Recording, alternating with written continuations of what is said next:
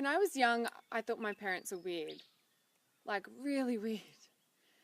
And sometimes I thought, what on earth am I here for?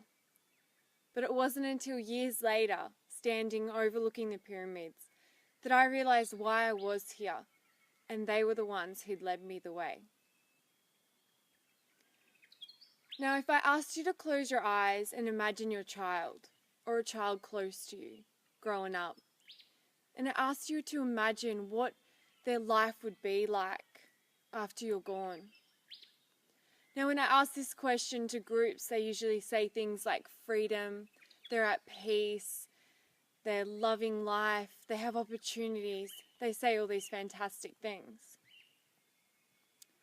But then if I ask them not to think of that child, and I ask to think of the problems of the world, to close their eyes and imagine what our world will be like in 100 years' time when we think of all the problems there are today.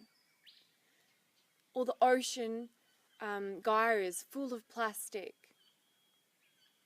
the poverty, the pollution, the fact that right now in history slave labour is the worst it's ever been. That a third of the world's natural resources have been used. People would begin to paint a different picture of what they see of the world, and it doesn't compare to the one that they see of our generations to come when they've grown up. Now, you might think this is a bit heavy to think of all these things, but this is how I grew up. My parents taught me that what we do in our time, how it impacts the future generations, is what matters. They were passionate about creating positive change for them, and I too have taken on that passion. My parents weren't always this way, and I was a part of their change, because when I was born I had very sensitive skin, so sensitive in fact I would break out in rashes from the washing detergent and react to the soap, so my mum had to start changing around the products in the house. But it was my dad one day who had an epiphany in the shed. He walked in the shed one day and he looked around.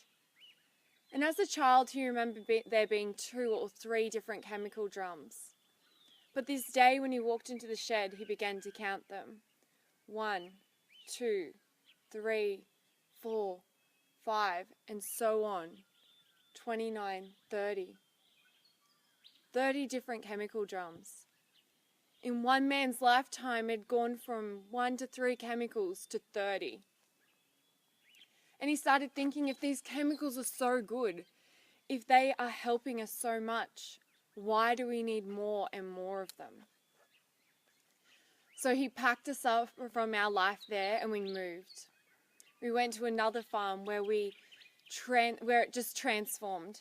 My dad took on holistic management and turned the farm certified organic. It took 3 years for the process, but in that time it had a dramatic effect on my life. To witness and be a part of that transformation changed my life. To see the weeds disappear and an abundance of wildlife and insects, to feel the energy of the farm increase, to go through the 94 drought without having to feed the animals, not having to worry while our neighbours around us suffered. My dad was known in that area when he first moved there as the madman in the tin shed at the top of the hill. But after the drought, our farmers around us and neighbours were asking him, "How did you do that? What are you doing?" They wanted to know. And you see, what my dad did was so simple. But most of the problems in the world, they seem so complicated, but the answers are so simple. The solutions are simple. What my dad did was work with nature instead of against it. And to me, this just made sense. So after school, I was like, what am I going to do? How can I incorporate this into my life? And I didn't know. I didn't know what to do with my life. And so I became a flight attendant. I thought, why not follow my other passions? So I travelled all around the world. I lived in one of the richest cities of the world, Abu Dhabi, and travelled to some of the poorest, like Bangladesh. And it was while I was traveling, my eyes were opened. I saw the disconnection wherever I went, any country I was in. The disconnection people had to the earth, and so we were just trashing it, polluting it. The disconnection we had to each other. There were so many different forms of disconnection, and it broke my heart. And in Abu Dhabi, I felt so sad. The more I traveled, the more I saw this, I started to feel disconnected. And one day, I took my parents to the pyramids, and we stand over them. And you know what it'd be like to look at the pyramids? If you haven't been there, you'd think you'd just be in awe of them and amazed. And that's how I was expecting to feel. And I did. I looked at those pyramids and I was amazed. Our ancestors created this for generations after them to enjoy and admire and be in awe of. And as I stood there overlooking the pyramids, the wind picked up. A plastic bag danced in the wind, and I looked down. A dirty nappy lay not far from my feet, a plastic bottle. Our ancestors created this, and we are creating this. We are trashing the planet. And I realized right then and there that no longer I was going to continue traveling the world saying somebody should do something about this. I realized in that moment that I was somebody and I could do something. So when I left the airlines, I started my own business. And it was to teach people to reconnect, to realize our connection to this beautiful and unique ecosystem, to realize our connection to each other, to realize the impact that we have each and every day, because everything we do is making a contribution. We are voting. So how do we make a contribution? Well, every day when we go out of our home, we're stepping out into the world and we're making an impact. And every day we have the chance to vote. We have the chance to vote for ourselves, for our community, for our health, and for our future generations. So one way we can contribute is by voting with our dollar. So how do you vote with your dollar? Well, the first way is, where are you shopping? Are you shopping in a place where all the money goes back to some big corporation? Or are you supporting local? Is the money going back into the community or going to local farmers? That's one way that you can vote with your dollar. Another way is, when you are picking up a product off the shelf, you are voting.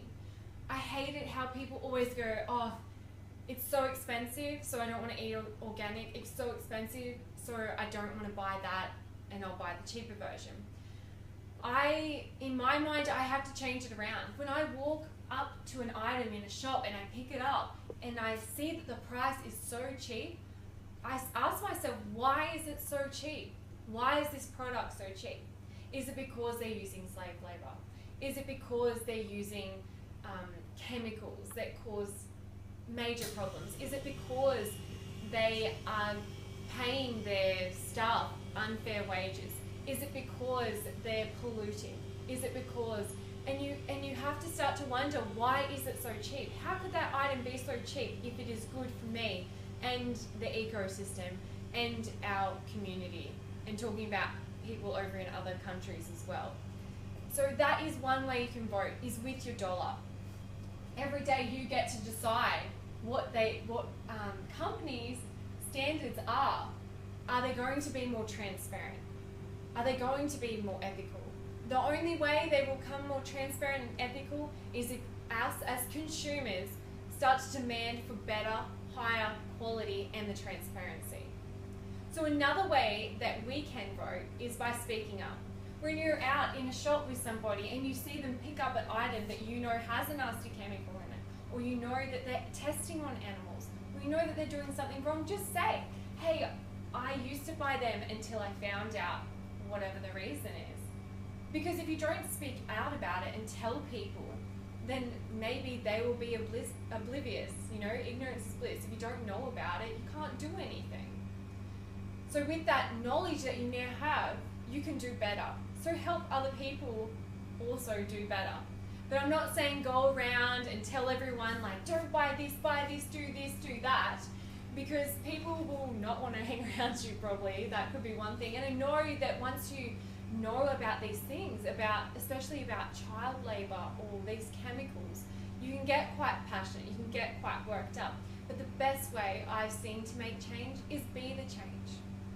When you go out into the world every day and you're deciding on different products, or even the products you're using or the things that you're doing, people will start to recognise that you're doing something different, and they'll ask you, why are you doing that? And then you have the opportunity to share with them. And that's the best way to make change. Not to force it upon others, but just be the change. When I was a flight attendant, I learnt so many things about the aircraft. And we were there not just to serve the food, not just to serve the passengers, but we were there for the safety. And there were so many things I had to learn about. Medical side of things, you know, I even got taught how to deliver a baby, you know, CPR, how to fight fires, what to do if we ditched in the ocean. There were so many things that we learned about. But one of the important things, and one of the things I never forgot, was about the pressurization of the cabin. Because obviously when you're flying 30,000 feet in the air, the conditions outside wouldn't be ideal. It'd be too cold, we wouldn't be able to breathe properly. So the pressure of the aircraft is pressurized in a certain way so that when we're up in the air, we feel comfortable, we can breathe, it's a safe environment. And that keeping that safe environment was important, it was vital. And so we learned about decompression. And decompression, there was two different types. There's the one that you've seen on the movies, you know, that explosive one where it's like there's a loud bang and like a part of the aircraft flies off, or there's an explosion, and then like people flying out, getting sucked out, and the hair going everywhere, and things are just hectic as. And obviously the environment of the cabin isn't as nice anymore. But there was another type of decompression, the one that you don't see on the movies, because it's boring, because it's so slow, no one notices it, and it's just happening. But the slow decompression would be a much more dangerous one, because at least an explosive decompression, you know something's wrong, something's not right, and you can strap yourself in, grab the oxygen. But if there's a slow decompression and you don't realize that there's something wrong or something going on, then you may not reach for the oxygen mask when it comes down, because you'd be thinking, I don't need that. And it's happened where aircraft are taken off and the crew, the passengers, have completely not realized that the decompression in the aircraft is gone. And there's a condition called hypoxia, which makes you feel invincible. So they've continued along till they've run out of fuel and dropped out of the sky because they had no idea. And by that time they would have passed out and it would have been too late. And you might be thinking, why am I even talking about this? What's decompression got to do with connection and everything that I've been talking about?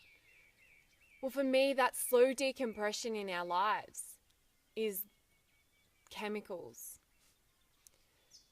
Chemicals are now in the air we breathe, the water we drink, the products we put on our skin, in the food we grow, in the soil. They've just become a part of our lives. Every day we walk into a shop and we buy items and bring them into our home.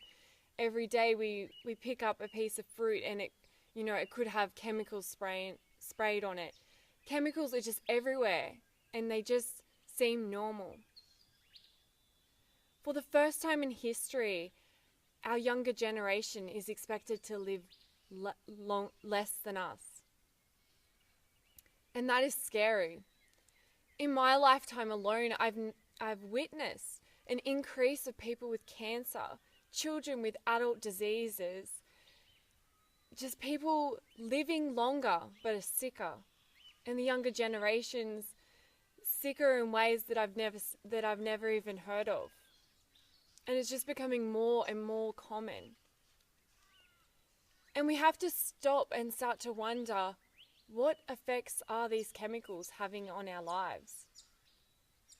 Should we be embracing them, bringing them into our homes, making them part of our everyday lives? Or should we start to stop and question, what impact are they having? What is it doing to our bodies? What is it doing to our next generation? What problems are they causing, not only in us, but in the environment? And this is one thing that I've realized. When I ask you who is out there protecting us, who is ensuring that these chemicals that we're using in our everyday products, who is regulating them? What company, what organization is paying attention to this? There isn't. There is no one out there looking into the environmental impacts of these chemicals, and especially no one out there ensuring that these chemicals are safe for our children and the generations to come. And that is scary. There are over 100,000 synthetic chemicals on the market, and only a handful of them have been tested. And usually when they get tested, they're tested alone, not with everything else that they end up in a concoction with. And that's scary, considering the average woman uses 12 different skincare products a day and the average man 6, let alone the chemicals we drink, we breathe in, and that we're connected to every single day. Now, the problems of the world seem so complicated sometimes, but the solutions can be very simple. One of my clients had bad acne, and he'd been to so many different people about it, and the solution didn't come. And when I worked with him, we just started looking at his skincare products. I mean, we went into diet later, but we just started with his skincare products. And some of the chemicals in his skincare products have been linked to causing things like acne and rashes and the problems he was experiencing. So with a few simple changes and a couple of months, I think it was just a month down the track, his skin had cleared up, which was amazing considering it had been a problem he'd had since his early teens. I want to share with you one simple way that we can make a difference. And at first, before we do that, I just want you to close your eyes and imagine a remote island, one of the most remote islands that we have here on planet Earth. And imagine, what would it be like to be there? What would it be like to experience it? What would you see? What would you do? What would be there? What would the scenery be like? Now open your eyes, and I want to share with you a short trailer which shows the reality of our time. This is one of the remotest islands on our planet, and this is what is happening.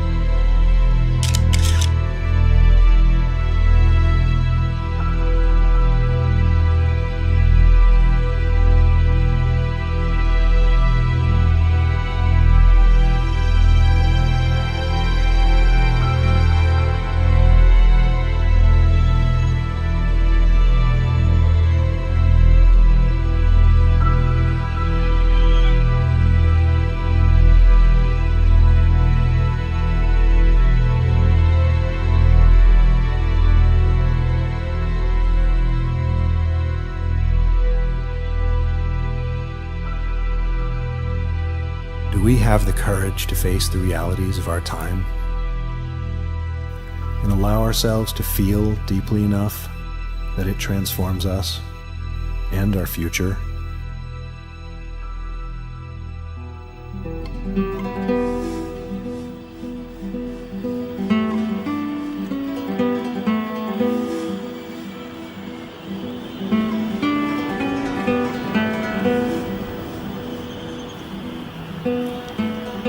Come with me on a journey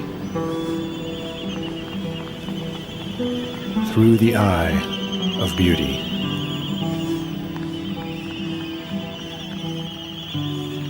Across an ocean of grief.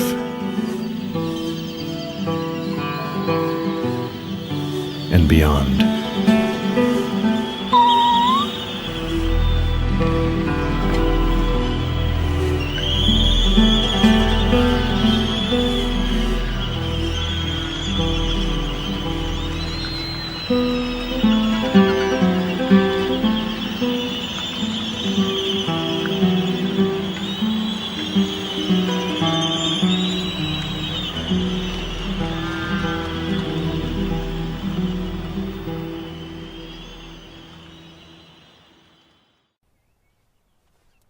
How sad that this is a reality of our time.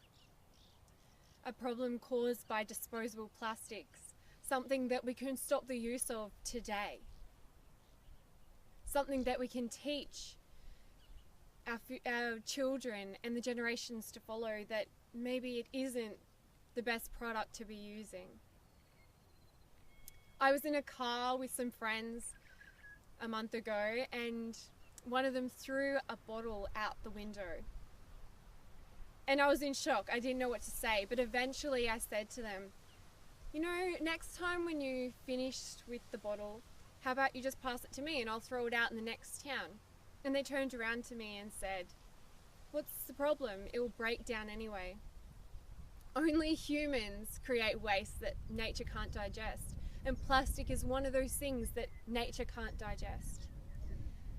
A plastic water bottle, for example, can on average last up to 450 to 1,000 years. Plastics, every bit of plastics that's ever been made still exists today.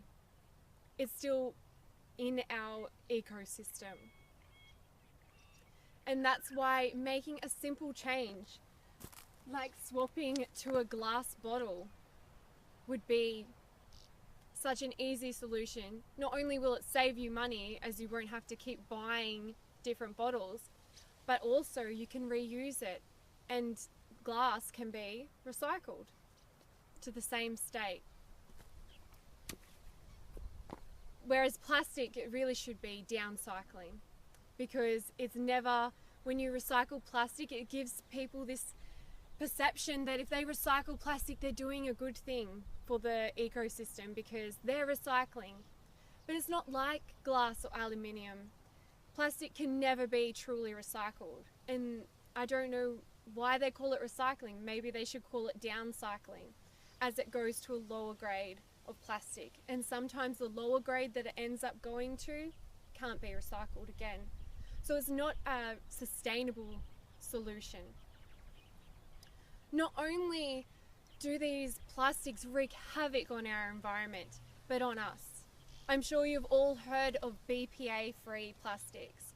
That's because BPA is a hormone-disrupting chemical. So now we find all these items on our shelves saying BPA-free.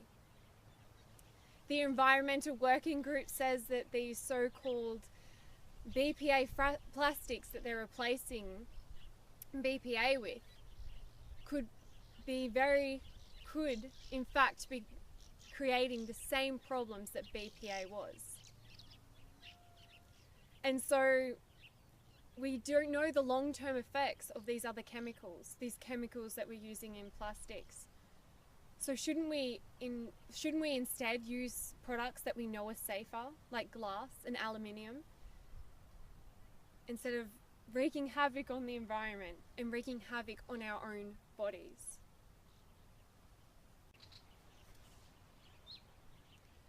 You may not change the world, but you can definitely improve the quality of your life the impact that you have on people around you by being the change, and your effect on Mother Nature. And this is what I use my time to do, to educate, inspire, and empower people with the knowledge to make beautiful changes, because we are a part of this beautiful and unique ecosystem. And not only that, we have the potential to create beautiful relationships with each other, with Mother Nature. And we can do that in a way that we can inspire the generations to come. And that's, I guess, why I thought my parents were kind of weird, because that's what they focused on all the time. But as I was older, I truly got the messages that they taught me. That abundance is more than money. It's having happiness in your life, the quality time you spend with family and friends. That you can take responsibility and make your life as beautiful as you want.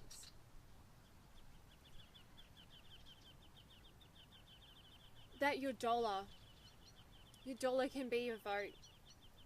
And each and every day you can choose where you spend your money, or who you choose to support. But the best thing my parents taught me was to really appreciate the moment, to appreciate the time spent out in nature. The greatest shows on earth are not on the TV, nor are they on the stage. The greatest shows on earth are in the sunrises, the sunset, and the moments spent in nature, the moments spent with each other, and the moments creating a more beautiful and inspiring life. So enjoy the sunset.